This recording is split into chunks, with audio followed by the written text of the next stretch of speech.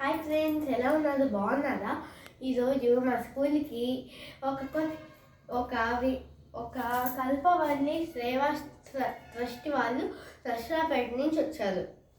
వాళ్ళు మాకు కొన్ని మంచి విషయాలు చెప్పారు. చాలా ఉపయోగకరమైన విషయాలన్నీ మాకు చెప్పారు.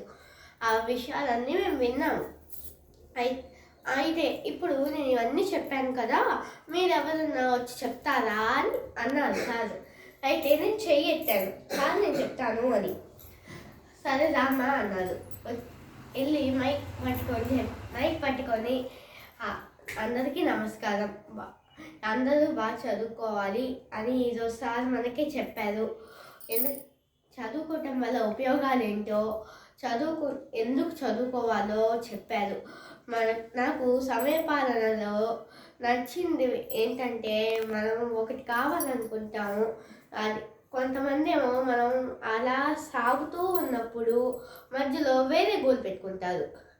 అంటే ఇప్పుడు సపోజ్ ఒక మనిషి అలా సాఫ్ట్వేర్ అవుదాం అనుకున్నారు, అలా సాగిపోతున్నారు.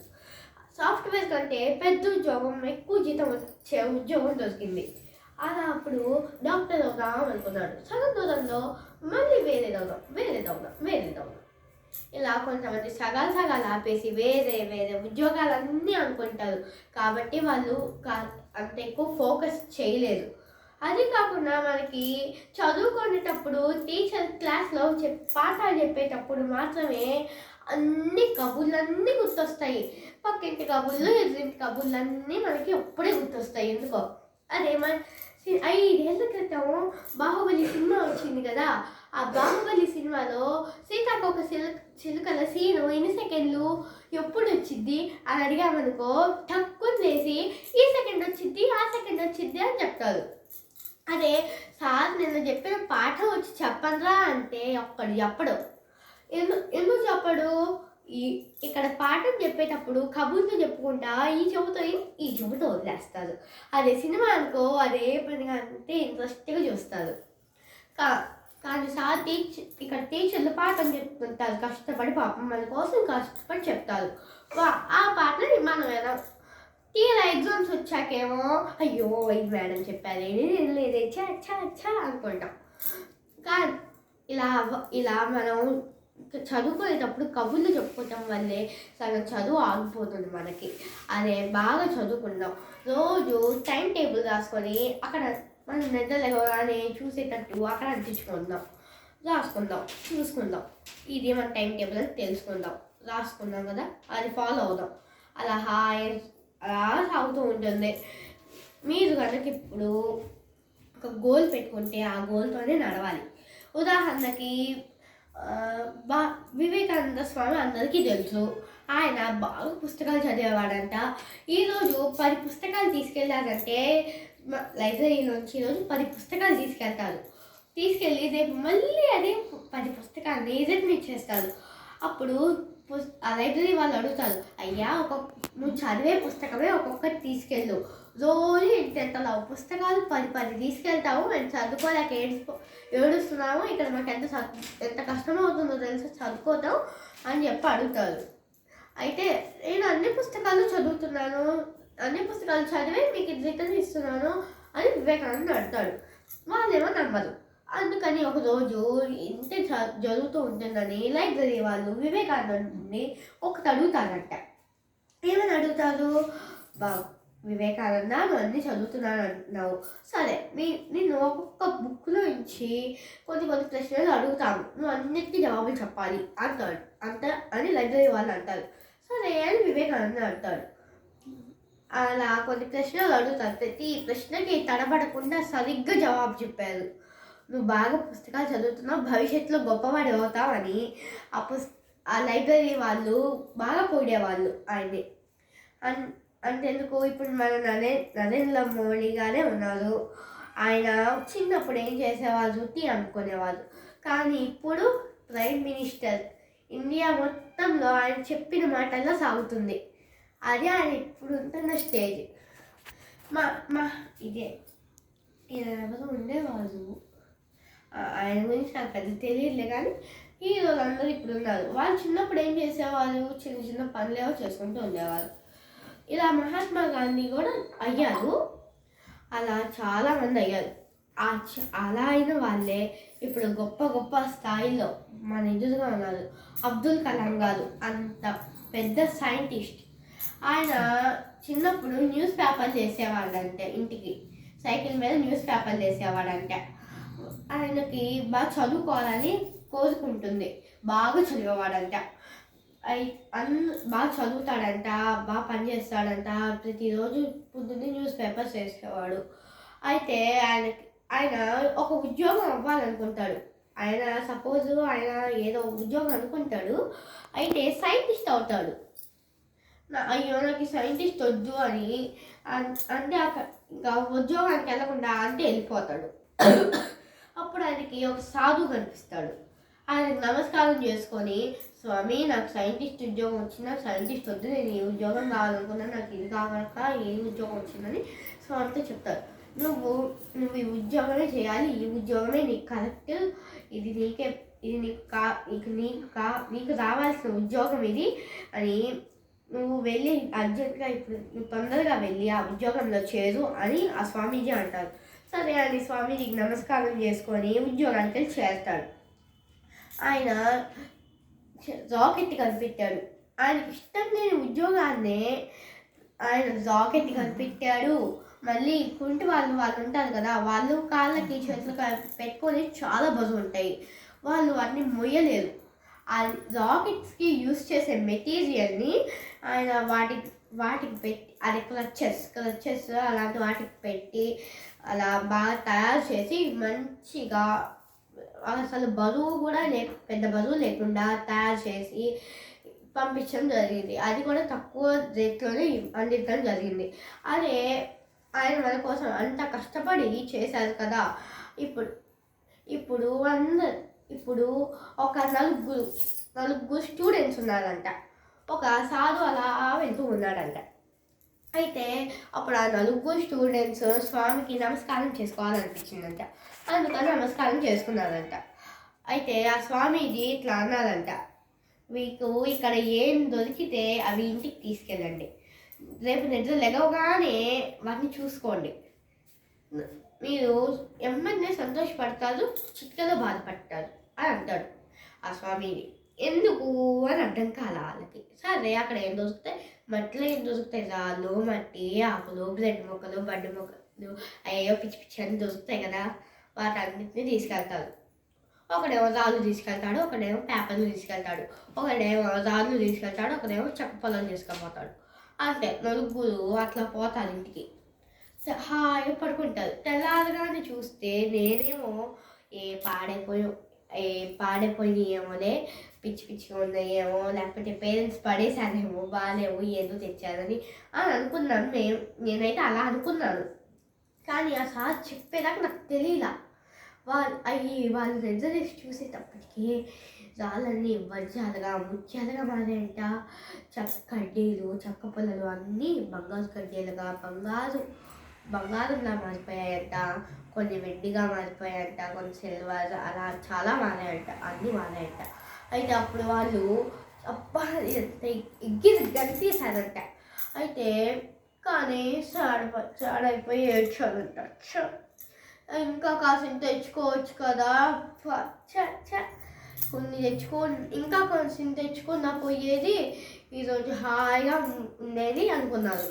వాళ్ళు కొంచెం తెచ్చుకున్నారు, ఇన్ని తెచ్చుకోవాలనుకున్నారు బాధపడి. అలాగే చదువు కూడా, మనం చదువుని ఎంత ఇంట్రెస్ట్గా చదివితే పెద్దయ్యాక అంతే ఇంట్రెస్ట్గా మనకి మంచి ఉద్యోగాలు వస్తాయి. ఇప్పుడు నాకు సైంటిస్ట్ అవ్వాలనే గోల్ ఉంది, నేను దానికోసం చదువుకుంటున్నాను. ఇప్పుడు అందరూ క్లాసులోకి వస్తే అక్కర్లేని ముచ్చట్లన్నీ గుర్తొస్తాయి. వాళ్ళకి క్లాస్లోకి వస్తారు, ముచ్చట్లు చేస్తారు, సార్ అక్కడ పాఠం చెప్తూ ఉంటారు. ఇక్కడ వీళ్ళేమో ఎంతో సార్ పాఠం చెప్పి వర్క్ ఇచ్చి పోతారు. వీళ్ళేమో సర్లే వర్క్ రాసామో మూల పడేసామో ఆడుకున్నామో పోయి, అంతే. చదివి వెళ్ళలేదు, పెట్టి వెళ్ళలేదు. ఇంకెప్పుడు చదవదు కదా. ఇంకా రేపు పెద్ద అయ్యాక అయ్యో బాగా చదువుకొని ఉంటే పెద్ద ఉద్యోగం వచ్చేది, చాలా డబ్బులు సంపాదించేవాడిని అనుకుంటారు. అలాగే అక్కడ పైకి వెళ్ళాక ఎంత డబ్బులు సంపాదించాలనుకున్నారు. అదే ఇప్పుడు చిన్నప్పుడు కొంచెం కష్టపడి ఇష్టపడి చదువుకుంటే రేపు పెద్ద అయ్యాక అన్ని డబ్బులు సంపాదించుకోవచ్చు. పెద్ద పెద్ద విల్లాల్లో ఉండొచ్చు, బిల్డింగ్లు కొనేయచ్చు, పెద్ద పెద్ద మ్యూజియంలు అయ్యి ఇవి అని పెద్ద అన్ని కట్టించు. వాళ్ళ సొంత డబ్బులతో అన్ని కట్టించుకోవచ్చు. కానీ వీళ్ళేమో సరిగ్గా చదవలేదాయా. మన చాలామంది క్లాస్లో ఉంటారు, అందరూ బాగా చదువుకొని పెద్ద పెద్ద ఉద్యోగాలు చేస్తున్నారు. ఒకడు మాత్రం చదువుకోడు, బాగా అస్సలు చదువుకోడు. వాడేమో నేను టీచర్ కావాలి అనుకుంటాడు. సరే అని వాడు పెద్ద అవుతాడు. అయ్యో వీళ్ళందరూ ఇంత పెద్ద పెద్ద ఉద్యోగాలు చేస్తున్నారు, నేను మాత్రం ఉద్యోగం ఏడాడో ఉన్నాను అని అనుకుంటూ ఉంటాడు. వీళ్ళని చూసి వీడు బాధపడతాడు. వాడు సరిగ్గా చదువుకొని ఉంటే చాలా మంచి ఉద్యోగం వచ్చేది. మంచి ఉద్యోగాన్ని వాడు అలా పాడు చేసుకున్నాడు పాపం.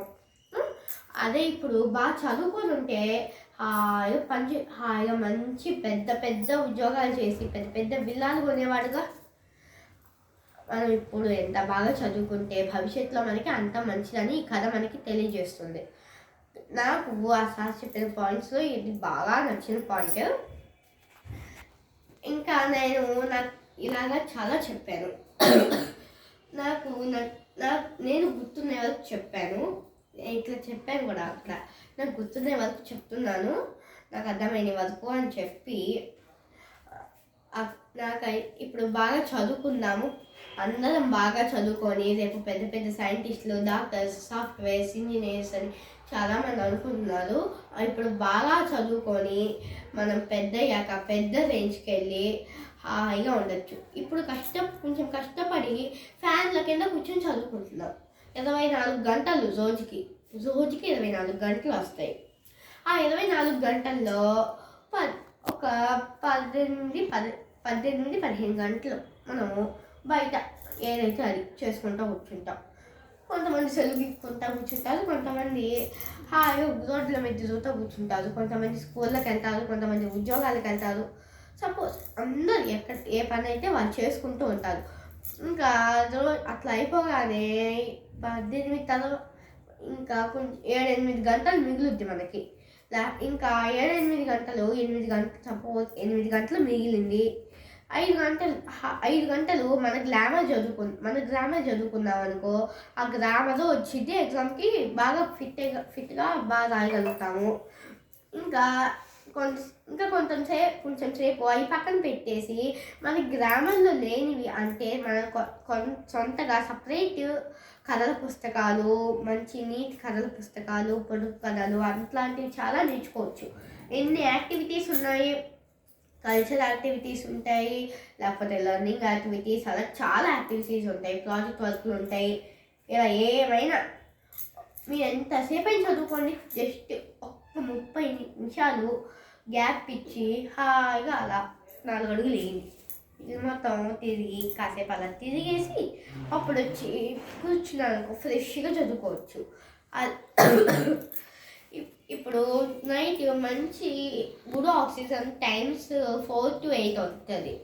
4 o'clockకి లేసాం, ఈరోజు 4 o'clockకి తొందరగా లేసామనుకో, ఇంటి దాకా అంటే మొద్దులా పడుకొని ఉంటాం, మళ్ళీ పడుకుంటాం.